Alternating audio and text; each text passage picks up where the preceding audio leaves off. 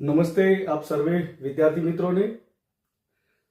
અર્વાચીન ગુજરાતી સાહિત્યનો ઇતિહાસ જેમાં આપણે અગાઉ જે અભ્યાસ કરી ચૂક્યા છે અને અર્વાચીન ગુજરાતી સાહિત્યના ઇતિહાસમાં આપણે સૌપ્રથમ એ સુધારક યુગના સેનાનીઓની વાત કરી અને ત્યારબાદ આપણે પંડિત યુગ જે છે એનો અભ્યાસ આપણે કરી રહ્યા છીએ।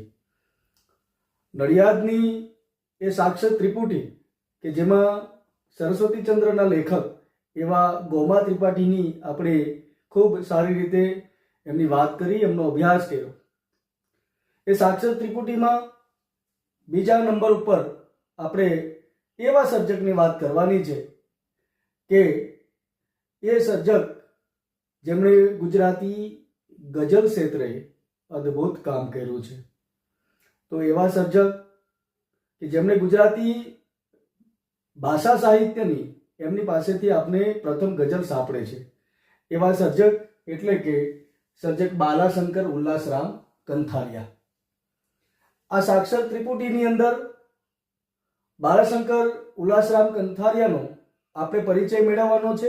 એમનું જીવન અને કવન આપણે અહીં એનાથી માહિતગાર થશું।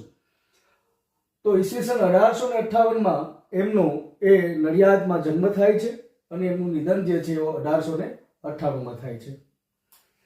સાઠોદરા નાગર કુટુંબમાં એ ગર્ભશ્રીમંત જે પરિવાર છે, એમના પિતા જે છે એ અમલદાર છે, એમને ત્યાં એમનો એ જન્મ થાય છે।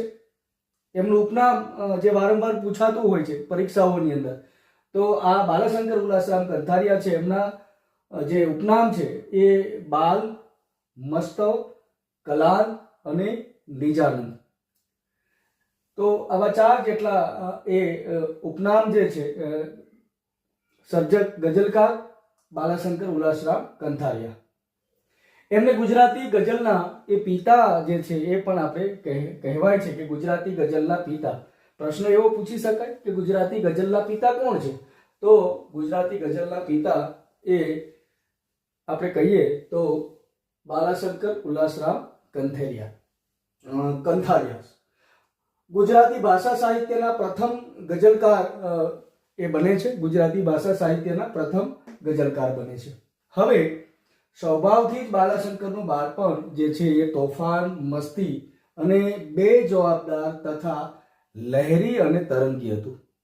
અર્વાચીન ગુજરાતી સાહિત્યનો ઇતિહાસનો આપણે અભ્યાસ કરીએ તો એમના જીવન વિશે આવી કંઈક માહિતી સાંપડે